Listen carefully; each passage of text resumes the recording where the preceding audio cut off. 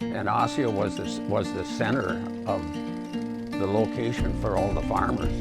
And when they needed something, they come to town. I think the river, in this case, was sort of a conduit for people coming up to this area. Everything that we have here that people want to come to Osseo. Osseo played a significant role in commerce, trade, kind of the development of the Twin Cities.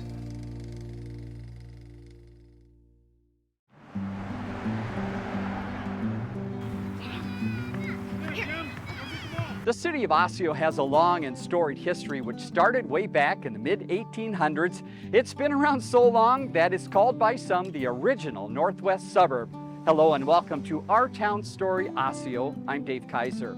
Osseo has seen many changes over the years, but through it all, Osseo remains a small, vibrant community with a character all its own. Let's start our fascinating Osseo journey in the early 1850s when an explorer named Pierre Bottineau and a small band of others came to this area and thought its natural beauty looked like paradise. So Bottineau, called by some the Kit Carson of the West, started a settlement and named it Bottineau Prairie.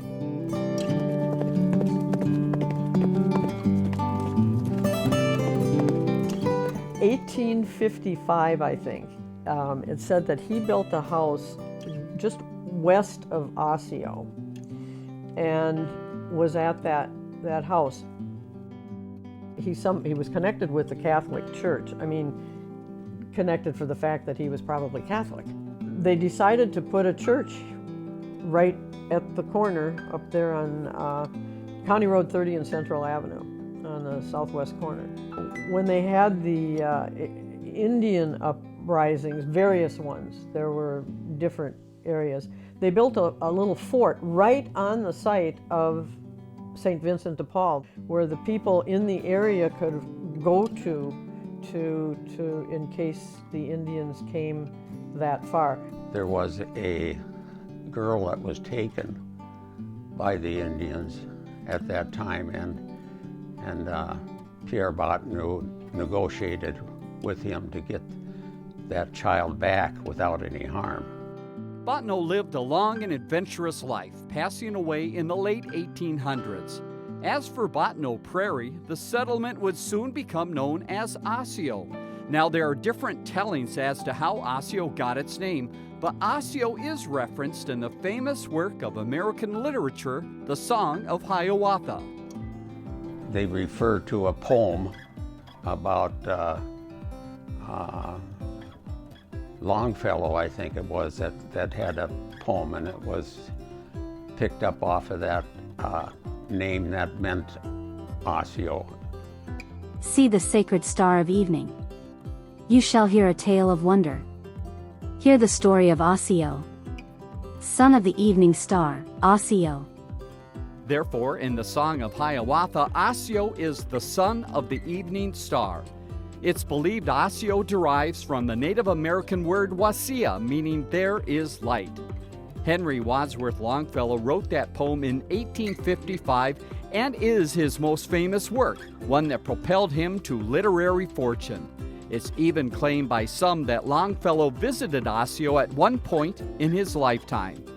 As for this young growing area, pioneers Warren Sampson and Isaac Labissiere platted the land, stores and a post office opened up, but the settlement didn't incorporate into the village of Osseo until 1875. Well, Minnesota became a state in 1858. Maple Grove became a formal township right after. So they had, apparently that was the term used maybe in the Midwest for something, for townships. But with Osseo, Brooklyn Township was to the east, Maple Grove Township was the west, and they had eked out this little piece that said Osseo. Local residents here used the abundant timber in the area to build houses, and just as important, to heat those homes during Minnesota's cold winter months. Firewood became critical to everyday existence as residents sometimes didn't see each other for weeks or even months at a time. Important trade routes over the early history of Osseo were the ox cart trails, literally built for ox carts, and Territorial Road, which stretched all the way up to St. Cloud. On a side note, about this time, a village called the City of Attractions sprang up just southeast of Osseo. Eventually, it was absorbed into Osseo itself. In the 1860s, America's Civil War broke out. Osseo produced its share of volunteers for the Union Army. They are among those veterans honored to this date with monuments erected here at Osseo's Boroboom Park next to City Hall. By the way, Boroboom Park is named after a pastor who served many years at St. Vincent de Paul Church and was its parochial school principal. And did you know the first actual village president of Osseo was John Heckman? Heckman was also a state legislator and a veteran of many Civil War battles.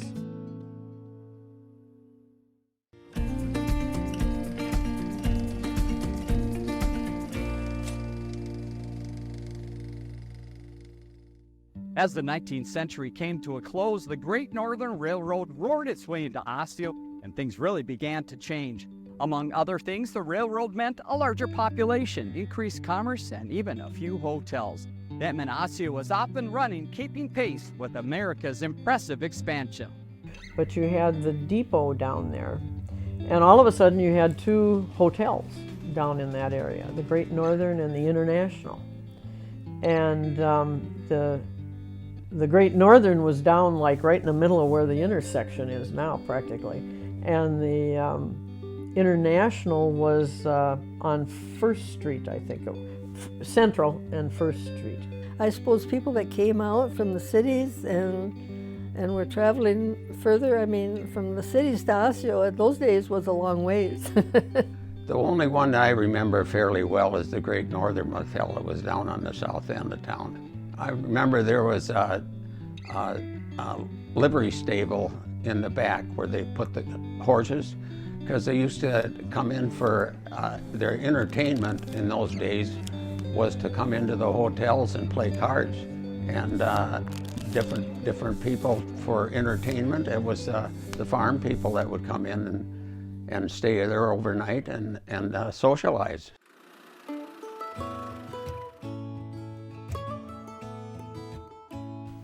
It's what they call a Duane sandy loam. The name is D-U-E-L-M, sandy loam. And it has a little clay in it, but not very much. And we could raise potatoes year after year on that soil, and so it was just amazing. These train loads that, you know, the cars that carried all those potatoes, they went all over the United States. So I don't think they went to Minneapolis. I think they were spread, you know, just all over the states. I think a lot of them went for chips, you know, and some of the places that make something other than a baked potato, you know. But there's so many things they can make out of that. You know, they when they had the dehydrating there was also a box factory across the street from where the dehydrating was, and it was all wooden boxes and people worked there too. But anyhow, where the tracks are, and that's where the people would take their wagon loads of potatoes and dump them in bulk, and they went to Chicago that way. And there were more carloads of potatoes shipped out of Osseo in 1910 than any other area in the U.S. It's just hard to believe. I shipped potatoes to Nebraska and Iowa and Chicago and then some out west. You needed the railroad there. Again, those tracks went up to North Dakota. So Wisconsin, no, because they grew good potatoes over there themselves. And how we ever were able to compete with Wisconsin potatoes and shipping to Chicago, I can't explain. So as you see, there are many unique ties between the potato and Osseo's rich history. Another tie to the rich past of Osseo are the 3 cemeteries that serve the community: Open Gate, St. Paul's Lutheran, and St. Vincent de Paul. Among those buried at Open Gate is Isaac Labassianier, one of the first settlers to Osseo, although his grave is unmarked. So far, we've talked about trains and hotels and potatoes, but sheep are also an important part of Osseo's history. At one time, sheep inundated Osseo. They not only provided wool for clothing, but they also produced important fertilizer for the land. The farmers didn't own the sheep. There was a fellow by the name of McMahon. He would go out to Montana, buy the sheep, bring them by carload to Osseo, and then they would be dispersed in the community by going down the street. I remember when we first came here, and when McMahon had the sheep, they had like 10,000 sheep that were shipped in from Montana, and they housed them on the edge of Osseo there, and or I suppose maybe in Brooklyn Park, maybe area too, because the house still remains the McMahon house on East Broadway. And to me, that was a big thing for Osseo to have all of that development, and with that, and it must have brought an awful lot of people into Osseo for various reasons. And they would hold from 1,000 to 2,000 sheep, and we'd start out at ground level, and by spring it was this high. And my goodness, when I was small, like in the 30s, that all had to be pitched by hand into the manure spreader. So for a 2-week period, you knew when it was spring in Brooklyn Park. Some of the sheep, the dogs, were really good. And the sheep would get out of line, and boy, they'd come and nip at their heels, and they'd get right back in there again. And there's some pictures they took up on a windmill of the sheep coming down there, and it just looks like a great big carpet. You can't even tell there's a sheep there. It's all wool coming down the road. So there you have it. Osseo and its well-known Central Avenue saw it all. Trains, potatoes, sheep, and businesses, all playing a major part of Osseo's history in the late 19th and early 20th centuries.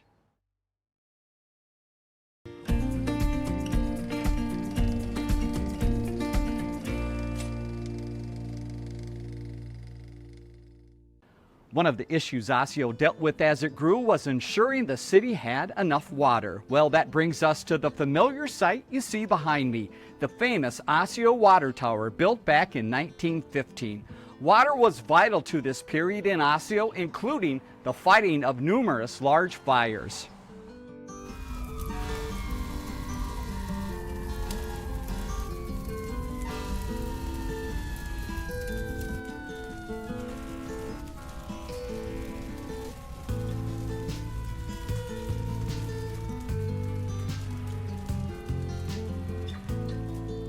You had a pumper truck. Actually, the first ones in some of these communities were like milk trucks. And you put water in them, and then you brought it to the site, dumped it in there, and you just kept going back and forth to put water in there. And that's how they fought the fires. Once they had a department that had trucks. Prior to that, they did the bucket brigades. You know, in regards to the fire department, that was established when we got the water tower. You know, because it allowed it to have higher water pressure and to be able to, you know, the first fire truck was, 1929. Be able to put that into service, and it allowed then us to respond to kind of rural Northwest Twin Cities, all the way down to Plymouth, and be able to kind of be the service for that entire area. As time moved on, fires continued to damage Osseo, among them the Kiefer Fire of 1940, the Witts Market Fire in 1949, and the Round Table Fire in 1969. Well, I guess because we have so many old buildings that we did have, and I remember some of the Coast to Coast fire that was there, and of course the big Round Table restaurant that went down with Bob Evans' gift shop. That was a horrible fire.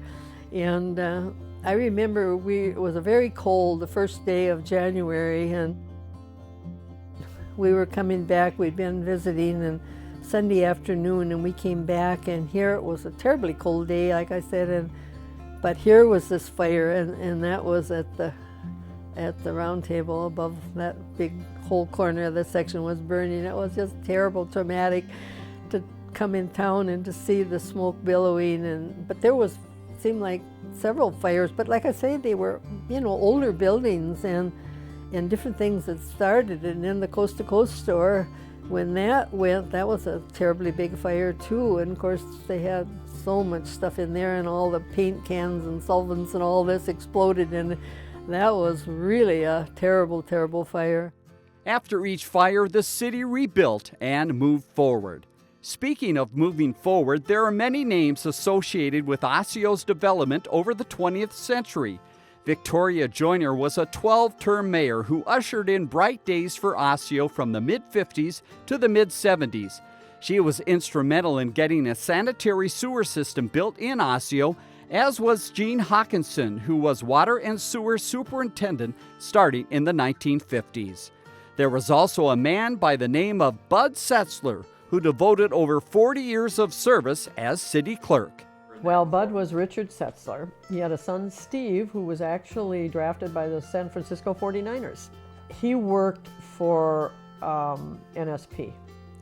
That was his job. But he was the city clerk, and he was this big guy who, everybody said, yeah, Victoria's the mayor, but Bud runs things, And you'd go to the council meetings, and she'd say, well, I think we should do this. And Bud would say, this is the motion.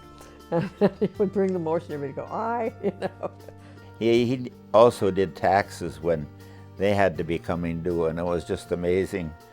Somebody would go in, and half an hour later, he'd have the tax return done already. I mean, that was Bud. But he was, like I say, he was a wonderful friend.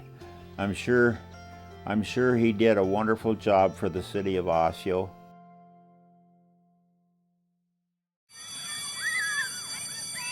Schools have always played an important role in Osseo, from the early days of small enrollment and the opening of Osseo High School in 1924, on up to the consolidation with nearby areas to what is now District 279. This evolution saw dramatic changes along the way.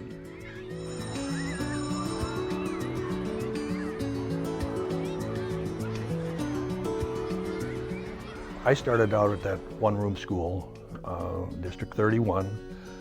Outhouses, men on the north side, women on the south side, no hot lunch. It was a fine school, but that was first grade. I went to a one-room school over here on 89th and West Broadway, and I graduated from there in 42. And then I went to Osseo, that was from 42 to 46. And then when I graduated in 46, we had a class of 20. We had 13 girls and we had 7 boys. When I came in the 50s, there were perhaps 13 or more schools around the area. And then in 1956 about, they consolidated. And it really grew then. We had a big school district here, 279, and so that was, I remember the organization going on when they were going to consolidate, and Osseo didn't know for sure if they should or shouldn't, and it was a big thing, but it was a good thing that happened. And on the Maple Grove side, of course, that occurred more slowly. But the growth in the Osseo School District was very significant. When in '59 we were the first one with 100 in the class, and 10 years later, I think they were up to 300 in the class. We've really worked hard to foster that relationship between the city and the school, and really kind of ingrain it in part of the community. Because ends up being trying to develop that sense of community for the population within the high school, and show them that the community is behind them and supporting them. And I mean, there's great attendance at all the sporting events and other activities, and having forming those partnerships where then you have that service projects within the community, and then community members helping out with the school, and just having it bringing it all together. There's another reason Osseo maintained its impressive status in the 50s, 60s, 70s, and 80s.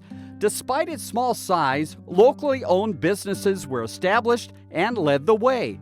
It's exactly those types of businesses that kept Osseo prominent in the northwest suburbs, all the while bringing money and jobs to the area. They had a locker plant in there. People would rent lockers and have their meat stored in there. I remember we did too, and would go in and bring home meat for a week or so, you know, out of our locker plant. But they had counters in there for fresh meats too. It was farming around the city of Osseo, and that was where you went to see your machinery dealers, garage dealers, car dealers. But it was a center of activity. You know, a lot of the doctors, the dentists were here in town, so a lot of people came into town for those services. And again, you know, with the shopping, the car dealerships, all of that, there was nothing out here. You know, probably next one would have been Robbinsdale, and then from there Minneapolis. You know, so I mean, it really drew in a large area to come. It was kind of the center of commerce for a lot of years. Well, I drove the first Corvette made. They were all white and had red upholstery inside. And Roy Eiton, when I was in school yet, come down from upstairs, says, "Roger, could you take the Corvette to Delano for the parade?" Well, here's about the happiest automobile I've ever seen. The men who designed this had fun. And me and my, which was going to be wife-to-be, girlfriend, are going down Highway 55 with the top down and her scarf blowing, and the horns were honking. It was a great day. Eiton Chevrolet was in Buick, you know, I mean, they were a key part of Osseo, but my understanding is there were a number of farmers in the 1930s and early 40s that were really having a challenging time of being farming, and getting bank loans was extraordinarily difficult, and Pete Eiton would loan money or, you know, he would loan him a vehicle in effect, or kind of like a lease, I guess, from the dealer. But in any event, you know, if it's easy to grow things, but you've got to be able to market them. And if you have an old dilapidated truck that's broke down most of the time, how do you market, right? So you needed a replacement, and Pete Eiton was very, very helpful in that regard. Unfortunately, car dealerships left Osseo because the large automakers in Detroit decided that their vehicles would best be sold in areas of higher visibility, specifically on or near a highway. That left Osseo as the proverbial odd man out.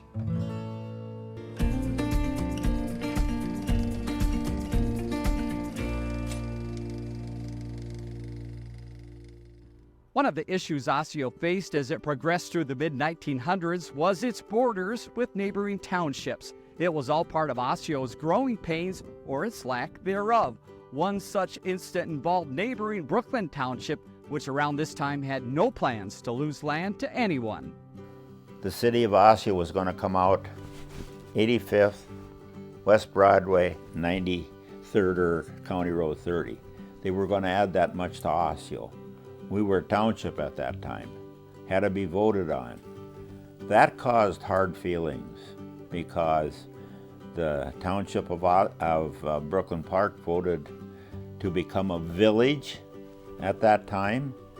That was 1954, and so consequently Osseo didn't come out this way. They had many opportunities to acquire more land, and they chose not to, you know, over the time, and you know, which kind of landlocked us now, surrounded by Brooklyn Park and Maple Grove.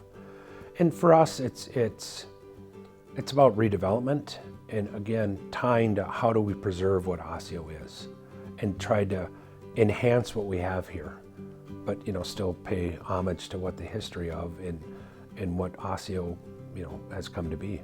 A big deal was the Osseo bypass. What do we do with Osseo Main Street? Osseo can't survive with a main street with the traffic counts that were going through it. So the bypass was getting that on the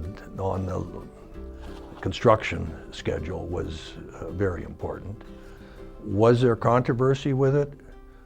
In the design, you bet. And that went back and forth for quite a while, because you had, here was at that time County Road 18 coming up, and had to cross the railroad tracks to bypass Osseo, and how are you going to handle that, and how are you going to get onto County Road 81 from, you know, it worked out fine, but there was lots of engineering options that had to be evaluated before it was approved. And what a difference the bypass has made for Osseo. Also a driving force behind Osseo is the Lions Club, which is responsible for the Lions Roar Days.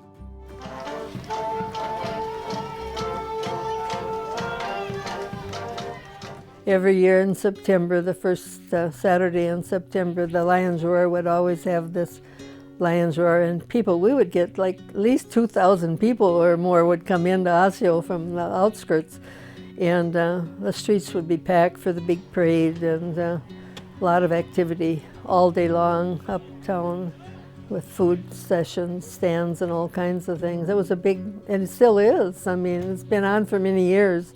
Well, of course, it started with the bicentennial of the country and the 100th anniversary of Osseo. And the Lions just did that. They said, let's do something big. It's the bicentennial and it's the 100th. So they put on this parade. And it just was wonderful. So the next year, right off the bat, when that ended, they said, gee whiz, let's do this again. That's the one activity in Osseo where they really celebrate, and that's all because of the Lions Club that's there. The Lions Club, I think, started in '44. It's a wonderful celebration, and I'm not really much of a parade person, but I think I know half the people in the Osseo parade, so it's just a wonderful time. And the Lions Roar Day tradition continues and annually brings huge crowds to the cities, with this area just off Central being one of the main hubs of the fun. Now let's talk about the future, which for Osseo begs the question, how does a small city with just a few thousand residents continue to survive and thrive in the 21st century? The answer is a fine balancing act involving smart growth and careful money management. The size of Osseo, I mean, you look at it, it's just under a square mile, and a quarter of it is non-revenue producing between the churches, the schools, the government buildings. So from 3/4 of a square mile, we have to produce enough revenue to run an entire city. So I mean, we need to be really efficient with what we do and be able to, tackle those projects and it's, and try to find alternate ways to provide revenue without just taxing, going to the tax wells. In Minnesota law, the tax rate on businesses is considerably greater than it is on homes.